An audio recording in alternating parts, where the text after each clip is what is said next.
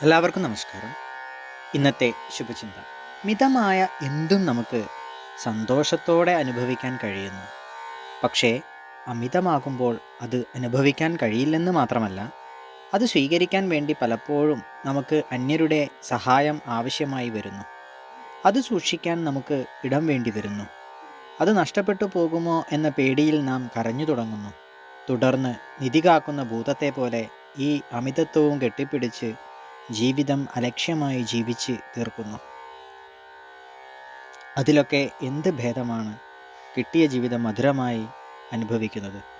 എല്ലാവർക്കും നന്മകളുണ്ടാകട്ടെ. എല്ലാവർക്കും ജീവിത വിജയം ഉണ്ടാകട്ടെ. നന്ദി. നമസ്കാരം.